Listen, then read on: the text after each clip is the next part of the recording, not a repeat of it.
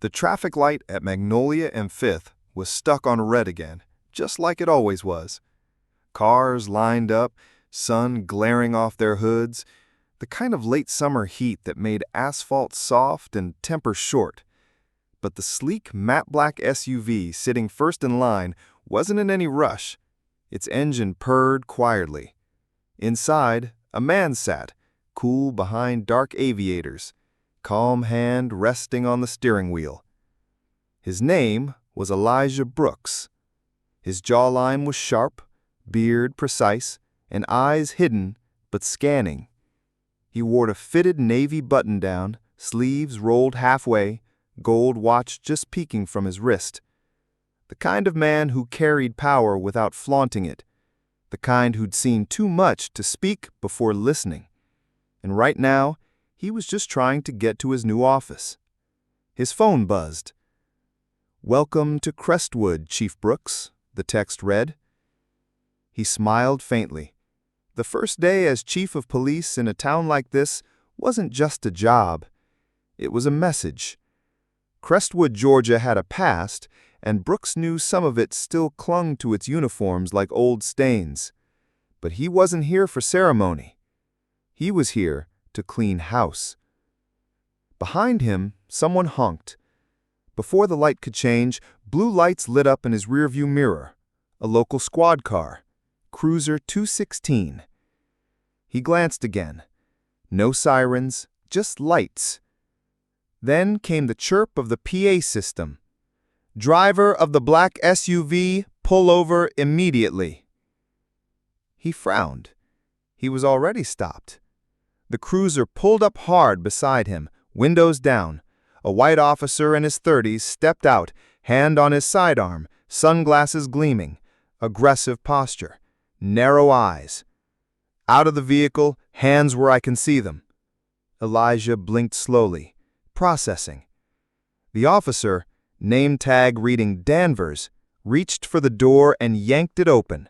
Before Elijah could even speak, Danvers grabbed his arm and hauled him from the SUV, shoving him against the vehicle with force that made heads turn. "What's the problem, officer?" Elijah asked, calmly, letting himself be pressed. "Suspicious vehicle. Tint too dark, out-of-state plates. Got a report of possible stolen car." "No, you didn't. And I didn't break any laws." "Step out of line one more time and you'll be in cuffs," Danvers hissed. "I don't care where you think you're from. You don't fit around here." The silence that followed was the kind that made the air seem heavier. A woman across the street had her phone up, recording. A kid in a passing pickup yelled, "Yo, he ain't doing nothing, man!" But Danvers didn't care. He patted Elijah down roughly, muttering something about search protocol. Elijah didn't resist. He knew better. Not now. Not here. Then backup arrived. Another cruiser, another officer.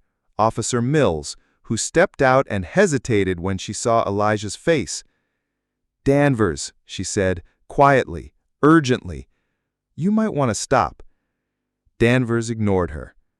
"Elijah Brooks," he said, mockingly, reading the ID he finally pulled from Elijah's wallet. "That's supposed to mean something?" "Yes," Mills said, stepping forward now. "He's the new chief." "The what?" "Elijah Brooks," Mills said firmly, "Crestwood's new chief of police, sworn in at City Hall at 9 a.m. this morning." Danvers stepped back like he'd been shocked. His hands trembled, his face drained of color.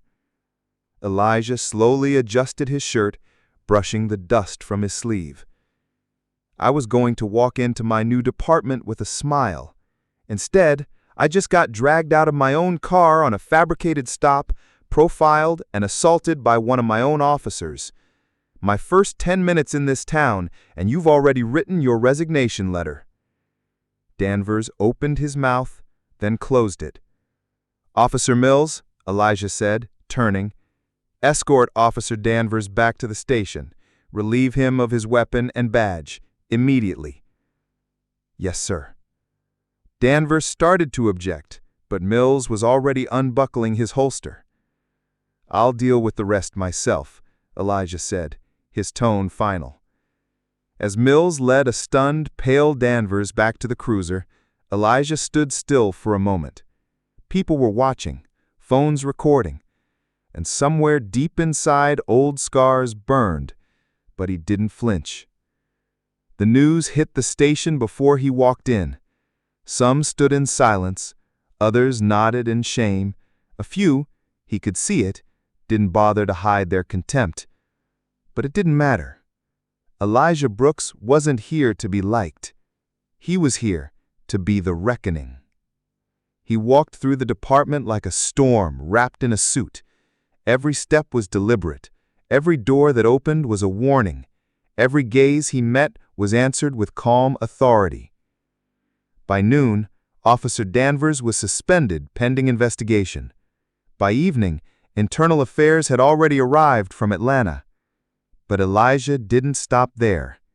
He pulled every complaint the department had received in the last 5 years, reviewed every body cam infraction, met every officer who had been brushed under the rug. The good ones, he uplifted. The corrupt, he marked. And then, he called a town hall. It was time the people saw who now stood between them and abuse. The town showed up in full. Black, white, Latino, young, old, packed into the high school gymnasium. He stood at the podium, crisp suit, sleeves rolled again, no badge on display, just truth. "My name is Elijah Brooks, and 10 minutes after crossing into your town, I was profiled, dragged, and nearly cuffed by a man who works for me. That tells me everything I need to know. But it also tells me why I'm here." He paused. No one moved. "I didn't come here to wear a title. I came here to break the system that lets bad cops hide behind good ones." A wave of murmurs swept the room. But then something else happened. Applause. Soft at first, then growing. A woman in the front row stood, then another, then another. By the time Elijah walked off the stage, the room wasn't clapping for a chief. They were clapping for justice. And Elijah knew this was just the beginning. Because exposing Danvers was a spark. What came next was the fire. 2 weeks passed, but in Crestwood, it felt like a tidal wave had hit. The gymnasium applause from the town hall still echoed in Elijah Brooks's ears, but he wasn't basking in it. He was too busy dissecting a department that had been rotting from the inside for years, hidden behind PR smiles and polished badge photos. The more he dug, the worse it got. Officers with years of misconduct complaints, body cams accidentally deactivated, local citizens, mostly people of color, over-policed, silenced, fined, sometimes even beaten, with no follow-up. It was all buried in thick folders, locked drawers, and forgotten recordings. But Elijah had come prepared. He didn't just bring discipline, he brought receipts. He built a task force made up of officers from outside Crestwood, clean, vetted, and unflinching. They worked late into the night reviewing logs, interviewing citizens, and quietly cataloging everything Officer Danvers had been a part of. The illegal stops, the racial slurs and unrecorded patrol car conversations, the threats, and the cover-ups. But what made it worse, what truly burned, was how many people had protected him. Lieutenant Reeves, Sergeant Bowman, even the former chief had turned a blind eye.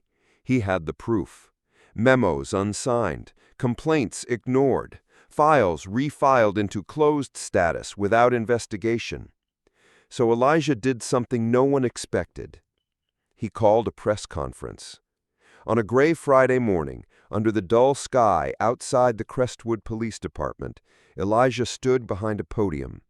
Beside him stood state investigators, a civil rights lawyer, and the new regional internal affairs head. Behind them, 4 black SUVs, each one filled with federal observers. The town watched on live stream. Reporters crowded the sidewalk. Elijah's voice was calm, but carried the sharp weight of unshakable purpose.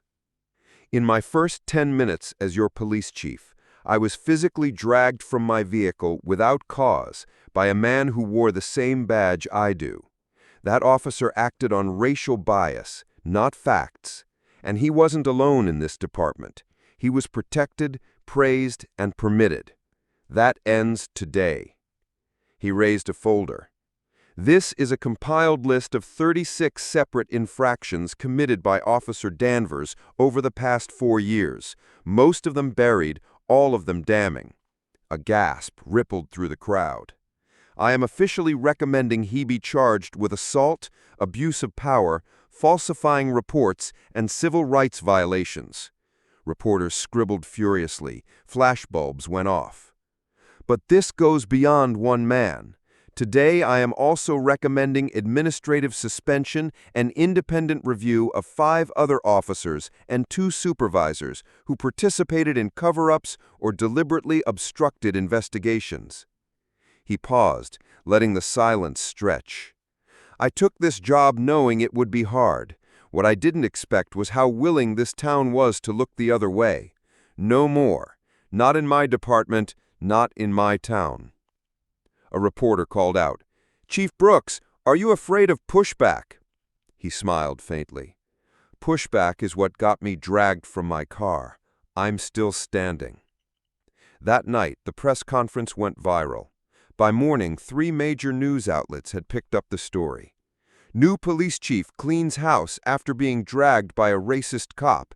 Entire town watching. Justice in Crestwood, how one man turned a humiliation into a reckoning. This town tried to break him, now he's breaking their corruption. But it wasn't just articles, it was voices. Emails poured into the department from across the country. Former residents, military officers, law enforcement officials, black fathers, young activists, all of them saying the same thing. Thank you for not walking away. Then came the hearings. Danvers tried to twist the narrative, claiming he'd acted on instinct and feared for his safety. But the footage told a different story. So did the other officers. Under pressure, they cracked. Some admitted to misconduct, others pointed fingers. In just under 4 days, Elijah had the full picture, and the state had enough for criminal charges. Danvers was arrested at his own home. His mugshot was plastered beneath the headline, "Former officer charged after assaulting new black police chief." Elijah didn't attend the arraignment. He didn't need to. He had something more powerful planned. He visited every citizen who had filed a complaint in the past 5 years and received no justice. Each one received a formal apology and a direct phone number to his internal oversight office.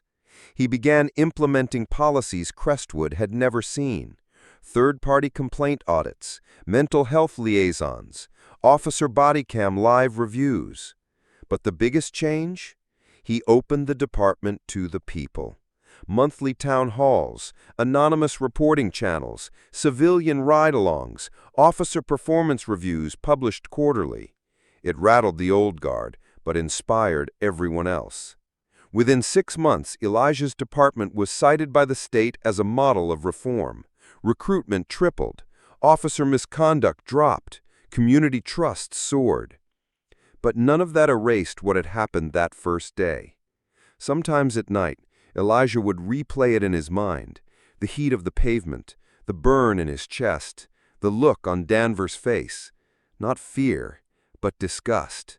That moment, the weight of every black man who had been humiliated, arrested, or worse, pressed into Elijah's shoulders.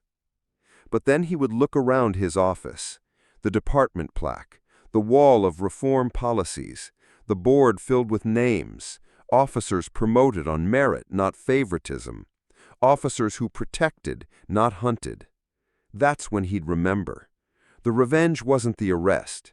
It wasn't the fall of Danvers. It was the rise of something better. Crestwood tried to pull him down. Instead, he stood taller than ever. And every day he walked into that office as Chief Elijah Brooks, The badge on his chest didn't just represent authority, it represented victory. A quiet, steady, unshakable victory. The kind that doesn't scream. The kind that simply lasts.